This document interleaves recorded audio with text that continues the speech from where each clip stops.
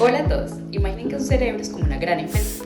Hay empleados que ven, otros que escuchan, hay algunos que mueven las manos, pero ¿quién es el director ejecutivo que coordina todas? Las funciones ejecutivas. Son ese superjefe que vive en los lóbulos frontales. Las funciones ejecutivas son como el director de la orquesta del cerebro. Planifican, organizan, toman decisiones, controlan impulsos y nos ayudan a alcanzar metas. Sin ellas seríamos como un barco sin capitán navegando sin rumbo. Piensen en esto, cuando deciden estudiar en lugar de ver televisión, cuando planean su semana, cuando controlan para no decir algo inapropiado, están ahí sus funciones ejecutivas trabajando. Son, por decirlo, el cerebro del cerebro, el sistema que nos hace humanos y nos permite comportarnos de manera adaptativa y socialmente apropiada. Pero, ¿qué pasa cuando este director ejecutivo se enferma? Por eso, Marcela nos va a hablar sobre las patologías que pueden afectar estas funciones tan importantes. Al principio me confundía mucho, pero descubrí que las patologías de las funciones ejecutivas se organizan según la parte del lóbulo frontal que esté afectada. Según Ardila y Rosselli, en el 2007 existen 3 grandes síndromes frontales. Cada uno corresponde a una región específica y produce síntomas muy diferentes. Es como si cada departamento de nuestra empresa cerebral tuviera su propia crisis. Este es el síndrome, existen 3. Entonces, está el síndrome orbitofrontal que afecta al control emocional y social. Luego tenemos el síndrome dorsolateral que compromete la planificación y el pensamiento abstracto. Y por último, tenemos el ventromedial que altera la toma de decisiones emocionales. Es fascinante y a la vez preocupante cómo una lesión tan pequeña en diferentes áreas puede cambiar completamente nuestra personalidad y la conducta. Quiere decir que pierda la inteligencia, pero sí la capacidad de utilizar esta inteligencia de manera efectiva. Paola nos va a explicar técnicamente qué sucede en la corteza orbitofrontal cuando ésta se daña. La corteza prefrontal ventromedial incluye las áreas de Brodmann 10, 11 y 25, ocupando la porción medial e inferior del lóbulo frontal.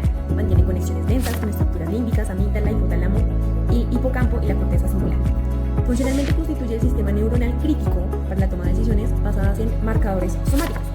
Digamos que, según Ardila y Rosselli, integra señales corporales, emocionales con procesos cognitivos de evolución y selección de opciones. Esta región genera lo que Antonio Damasio denomina marcadores somáticos, que son aquellas señales corporales que nos alteran sobre consecuencias potenciales de nuestras decisiones antes de ejecutarlas conscientemente. Son esas corazonadas o intuiciones que guían decisiones complejas.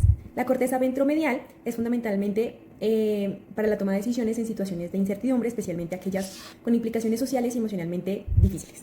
Procesa recompensas a largo plazo versus gratificación inmediata, pues eso permite comportamientos adaptativos orientados al futuro. Dina nos explicará qué sucede cuando esta área crítica se lesiona. ¿Recuerdan lo que mencioné? Bueno, cuando se daña la corteza orbitofrontal es como si el jefe de recursos humanos y relaciones públicas de la empresa cerebral renunciara de repente. Las personas con lesiones orbitofrontales experimentan lo que llamamos desinhibición conductual. Es como si el filtro social desapareciera por completo. Dicen cosas inapropiadas sin sentir vergüenza, hacen comentarios ofensivos sin percatarse del daño que pueden causar, pueden volverse hipersexuales o excesivamente jocosos en momentos inadecuados. También desarrollan lo que se llama labilidad emocional. Sus emociones cambian dramáticamente y sin razón aparente. Pueden estar riendo un momento y enojados el siguiente, como si sus emociones fueran una montaña rusa sin control. Otro síntoma fascinante es la incapacidad para aprender de los errores. Repiten comportamientos que les han traído consecuencias negativas una y otra vez, porque perdieron la capacidad de asociar acciones con resultados emocionales. Por eso, Marcela nos va a contar sobre un caso muy famoso que ilustra perfectamente estas patologías.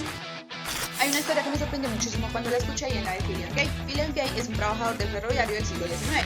Resulta que en 1848 una barra de hierro atravesó su cráneo, destruyendo gran parte de su corteza orbitofrontal y ventromedial. Lo sorprendente no fue que él sobrevivió a este accidente, lo sorprendente fue el cambio de personalidad que tuvo. Antes del accidente, él era una persona educada, súper responsable y tenía buenas relaciones con las personas de su entorno. Después de ello, se internó irresponsable, grosero, ya no tenía buenas relaciones. Aunque su inteligencia permanecía intacta porque era una persona que podía razonar, hablar, perdió por completo el control emocional y social.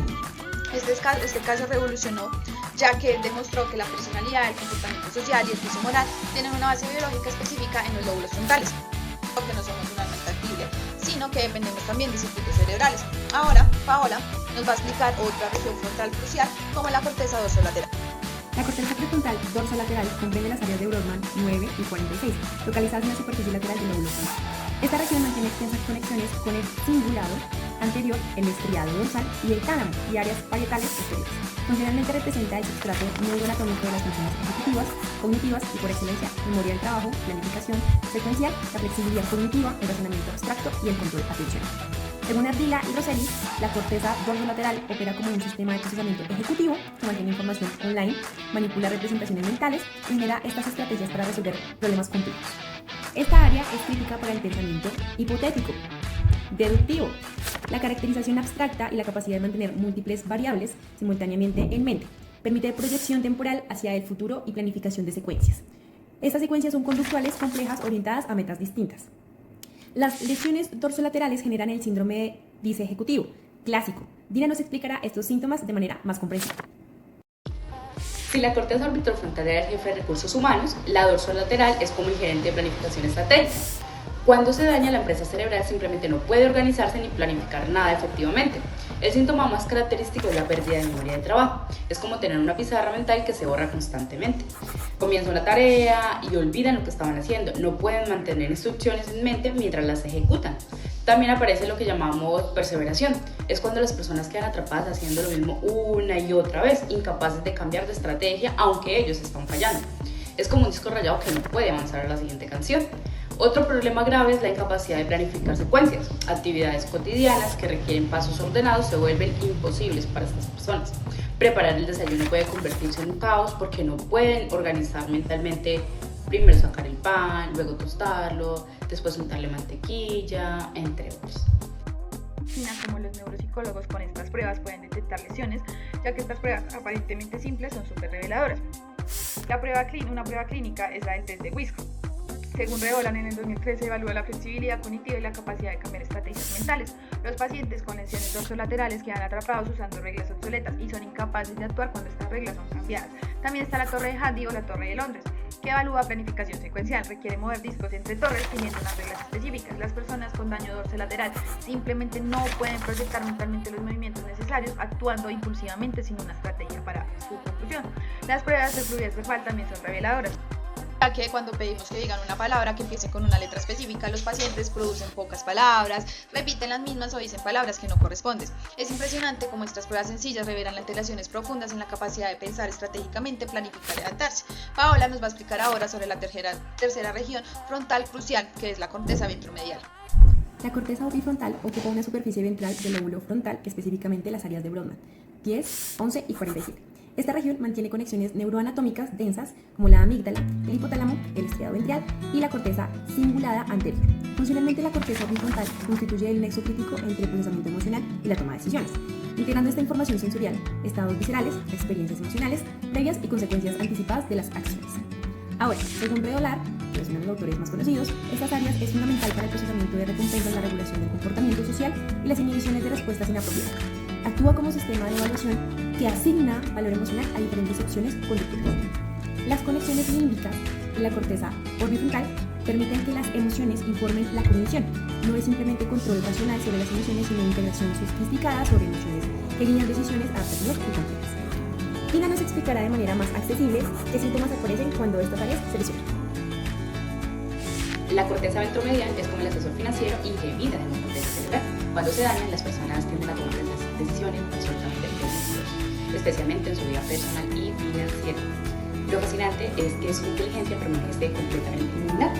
Puede razonar lógicamente, resolver problemas matemáticos, tener conversaciones brillantes, pero cuando enfrentan decisiones de la vida real, específicamente con componentes emocionales, toman opciones terribles repentinamente. Es como si perdieran la brújula emocional que normalmente nos guía.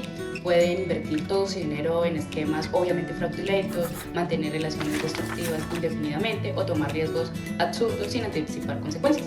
También desarrollan lo que llamamos miopía temporal. Solo ven el presente inmediato, incapaces de proyectarse al futuro. Eligen gratificación pequeña, ahora sobre recompensas grandes después, aunque lógicamente entiendan que es irracional. Es como tener un GPS roto que solo muestra tu ubicación actual, pero nunca el destino ni la ruta a llegar. Es súper interesante que se llama Lovac Lapitas, que me vengo pensando muchísimo de cómo tomamos decisiones. En esta prueba nos van a dar 4 mazos diferentes y algunos mazos dan recompensas grandes pero pérdidas enormes a largo plazo y otros nos van a dar recompensas pequeñas pero ganancias constantes.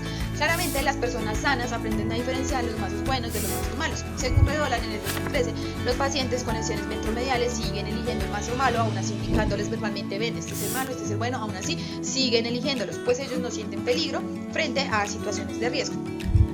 Peleadores que personas sanas muestran respuestas de conductividad eléctrica a la piel, como sudoración en las manos, ante la posible respuesta de elegir el mazo malo. Es una alerta corporal inconsciente que tenemos todos, pero los pacientes ventromediales no generan estas señales de alteración, por eso siguen tomando malas decisiones. Esta prueba demuestra que las emociones no son enemigas de la razón, son aliadas esenciales para tomar buenas decisiones en nuestra vida propia. Paola nos dará las conclusiones finales de estas patologías. Ahora, las patologías de las funciones ejecutivas representan alteraciones devastadoras que comprometen la capacidad de vivir autónomamente, aunque la inteligencia básica permanezca intacta. Estas disociaciones demuestran la modularidad funcional de la corteza prefrontal. Dentro de esto no existe una función ejecutiva unicentraria, sino una especie de sistemas especializados automáticamente distintos que contribuyen a aspectos específicos al control conductual adaptativo.